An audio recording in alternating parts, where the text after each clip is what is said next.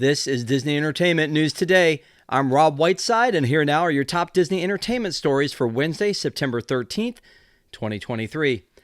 Well, Disney's live-action reimagining of The Little Mermaid made a big splash on Disney Plus over the weekend, breaking records as it made its debut on the streamer. The live-action remake starring Halle Bailey as Ariel made its Disney Plus debut on September 6, 2023. According to a press release shared by Disney, the film is now the most viewed Disney movie premiere on Disney Plus since Hocus Pocus 2. The film also amassed 16 million views in its first 5 days streaming on the service. Per Disney, a view on Disney Plus is defined as total stream divided by runtime. This follows the film's strong box office numbers, which opened over Memorial Day weekend to $118.6 million in North America and finished out the summer as one of the top 5 highest-grossing films of that time domestically, with almost $300 million. To date, The Little Mermaid has earned $570 million at the global box office and is among 2023's top 10 films worldwide. Oscar-nominated Rob Marshall, known for his work with Chicago and Disney's Mary Poppins Returns, directs The Little Mermaid. Did you watch The Little Mermaid on Disney Plus this past weekend, or did you catch it while it was in theaters? And then, what did you think? You can share your thoughts with us in the comments below. The 2023 Haunted Mansion movie will be streaming on Disney Plus beginning on October 4th, 2023. Disney announced that during Destination D23 on Sunday morning. The cast of Haunted Mansion includes Lakeith Stanfield, Rosario Dawson, Owen Wilson, Tiffany Haddish, Danny DeVito, and Jamie Lee Curtis. Dawson portrays Gabby, who moves into the Haunted Mansion with her son Travis, played by Chase Dillon. They call in Owen Wilson's priest, Kent, who contacts Lakeith Stanfield's Ben to help them take care of this ghost problem. Haunted Mansion is directed by Justin Simien, and this is the second attempt to adapt the classic ride into a film following the poorly received 2003 The Haunted Mansion, directed by Rob Minkoff and starring Eddie Murphy. Director Guillermo del Toro was also attached to make a new Haunted Mansion film and even turned in a script a decade ago, but that film never came to fruition. Also at Destination D23, the Asha meet-and-greet character from Disney's upcoming Wish film debuted to take a photo with the studio showcase audience. Disney was casting Asha lookalikes earlier this summer and announced on Saturday that she would eventually appear at Epcot, Disneyland, and Disneyland Paris for meet-and-greets. Destination D23 guests also got to see the first 10 minutes of the film. Wish stars Ariana DeBose as Asha, Chris Pine as King Magnifico, and Alan Tudyk as the Goat Valentino. Amidst the ongoing SAG-AFTRA strike, most actors were not appearing at Destination D23.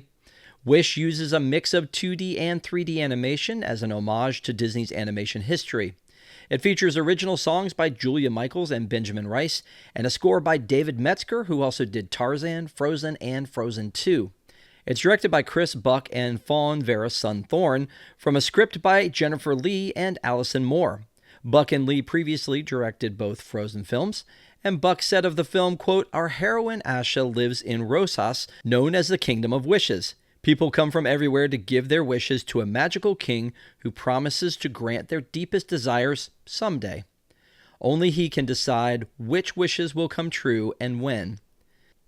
Vera Sun-Thorn added, "We have been inspired by so many iconic films over Disney's animation 100 years, especially stories where we explore the power of someone with a wish combined with the conviction to make that wish come true.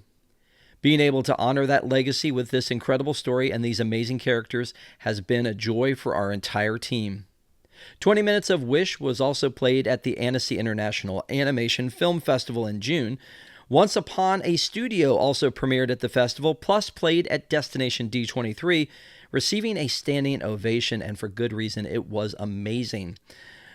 The animated short also uses a combination of 2D and 3D animation, along with live-action footage. Disney brought back more than 40 voice actors to reprise their roles and pulled from the archives to use dialogue from past actors like Robin Williams as the genie. Once Upon a Studio will play in front of Wish when that movie opens in theaters on November 22nd, 2023. If you're one to collect physical media and are running low on shelf space, then you're in luck. Disney recently announced a new Disney Legacy animated film collection that contains 100 animated films from studios like Walt Disney Animation Studios, Pixar, Disney Toon, and more.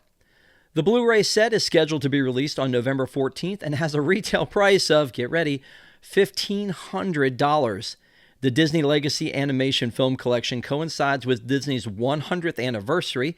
It comes in a large white box and contains 3 volumes that each represent a different time frame. The first volume, for example, contains films from 1937 to 1998. Revealed in a short trailer posted on the Disney Movies YouTube channel, each volume is white with gold detailing and acts like a book. They're all hardbound and self-standing, per the trailer, and you're able to flip through the pseudo pages that contain original theatrical posters and release years for each film. The discs are held within the pages. The set also contains digital codes for each film and numbered certificate of authenticity. A lithograph depicting a scene from the upcoming Walt Disney Animation Studios film Wish is also included. Wish is scheduled to release in theaters on November 22nd, 8 days after this box set releases. A crystal set of Mickey Mouse ears is also included in this collection. This collectible has the Disney 100 logo engraved on it.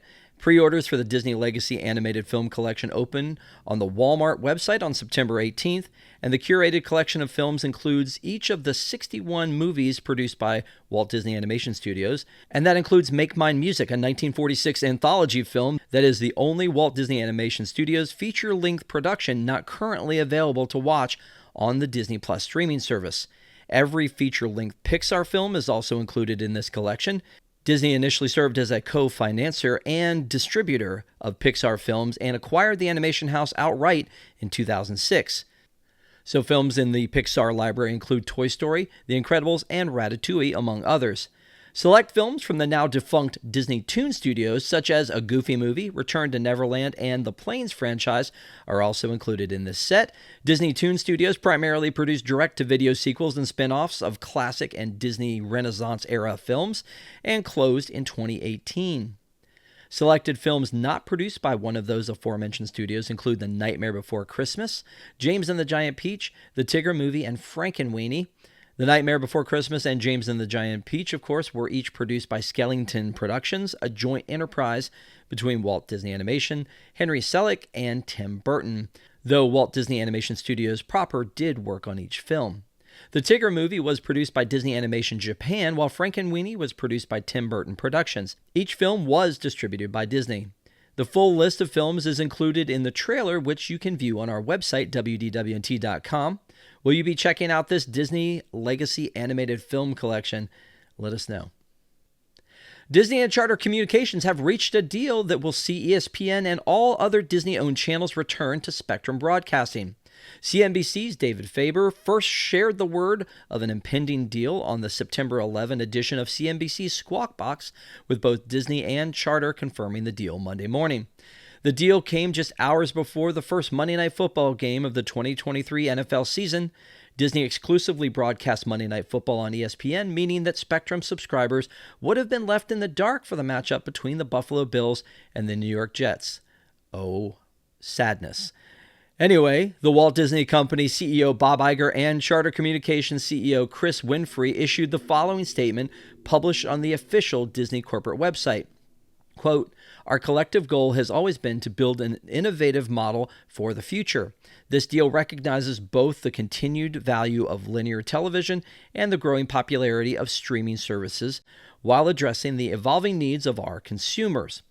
We also want to thank our mutual customers for their patience this past week and are pleased that Spectrum viewers once again will have access to Disney's high-quality sports, news, and entertainment programming in time for Monday Night Football." According to the Walt Disney Company's website, the deal will see the Disney Plus basic ad-supported offering provided to customers who purchase the Spectrum TV Select package. ESPN Plus will also be provided to Spectrum TV Select Plus subscribers.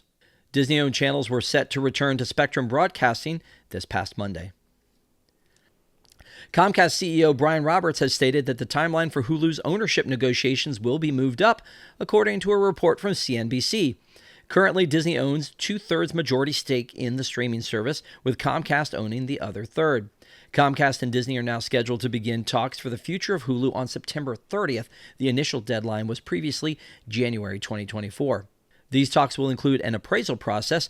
Under the original 2019 agreement between Disney and Comcast, Disney could require Comcast to sell, or Comcast could force Disney to buy their remaining 33% stake in Hulu in January of 2024 at a guaranteed minimum total equity value of $27.5 billion, though the final price will likely be higher than the initial estimate. Roberts has expressed an eagerness to sort out a solution. We are excited to get this resolved, and the minimum $27.5 billion that people have bandied about, that was a hypothetical that we picked 5 years ago because Disney has control of the company. The company is way more valuable today than it was then. Both Disney and Comcast will each have their own appraiser for the streaming service as part of the negotiations process, and if their valuations are vastly different, a third appraiser will be brought in. Value for Hulu will be determined by examining the streaming service's content, much of which is supplied by Disney, as well as the fact that the service is sold in a bundle alongside Disney Plus and ESPN Plus, which lowers the likelihood of churn or when consumers choose to unsubscribe from streaming services. I think if you were selling all this as is, there would be a line of bidders around the block to buy all the content, all the bundling of Hulu. That business we've never seen. Roberts previously said that the sale is likely, and Iger revealed plans to combine Disney Plus and Hulu into a new one-app experience back in May of this year. Disney Plus is the flagship streaming service for Disney, offering legacy and original programming across its studios, while Hulu is more home to adult-oriented content such as American Horror Story and Only Murders in the Building. The combined Disney Plus and Hulu single app experience is still expected to launch this year. The first Fun Day Football is coming in Week 4 as both the Jaguars and Falcons get their Pixar treatment. ESPN's X account just announced that every run, pass, and score will be animated in real time live on Disney Plus and ESPN Plus on Sunday, October 1st at 9:30 a.m. Eastern. According to the ESPN announcement video, the game itself will be transformed live and on air on both the streaming services. The regular non-animated live-action game will air on ESPN Plus. Quote, "It's the NFL like you've never seen it before, coming in Week 4. The Falcons and Jaguars match up live from London. Will also be in Andy's room as both teams transform into the world of Pixar's Toy Story." After insisting that the game is real and live, the announcement video showed a little of what gameplay would look like on the Fun Day Football animation style. The video also previewed the special Duke Kaboom halftime show for Fun Day Football. Duke Kaboom, a character from the Toy Story franchise, is known for the incredible daredevil stunts. You can check out the ESPNX post on our website for a sneak peek at the animation style that will be used to bring the game to animated life. And finally, Ravensburger has revealed new cards and products for Disney Lorcana Rise of the Floodborn, the second chapter of the new trading card game, set to be released to local retailers on November 17th and widely on December 1st. This set dips into the inky origins of the Floodborn glimmers. The 6 magical inks, Amber, Amethyst, Emerald, Ruby, Sapphire, and Steel, were released in a mixed-up chaotic form, resulting in a mysterious flood which damaged the Great Illuminary. When Storyborn or Dreamborn Glimmerers encounter this mixed ink, they surge with a power that changes them, transforming them into Floodborn Glimmers. As the magical ink poured out of the Illuminary, treasured lore went with it, including King Triton's powerful trident. Disney's Lorcana Rise of the Floodborn features more than 200 cards with brand new artwork. Fan favorites like Winnie the Pooh and Tiana appear for the first time, while 6 additional Disney stories join the game's lineup: Snow White and the Seven Dwarfs, Pinocchio, Zootopia, The Great Mouse Detective, The Jungle Book, Raya and the Last Dragon. A new mechanic, Resist, indicates how much additional damage characters can be able to withstand. For example, Resist +2 on a character would mean that any damage dealt to them is reduced by 2. For the absolute latest in Disney entertainment news, head on over to WDWNT.com and follow us on all of your favorite social media platforms. If you're enjoying this show, and we always hope you are, please be sure to like this video and subscribe to WDWNT TV on YouTube for more great content, and click the bell for notifications. Also hit select all notifications so you never miss an episode of the show. And if you enjoy Disney movies and TV shows, don't forget to join us for our weekly review show, Deep in the Plus. We do that show live every Wednesday night at 9 p.m. Eastern, and you can find previous episodes available on demand right here on WDWNT TV. For the worldwide leader in Disney parks news and, of course, entertainment, this is Rob Whiteside saying don't have a good day, Have a great day, and we'll see you next time.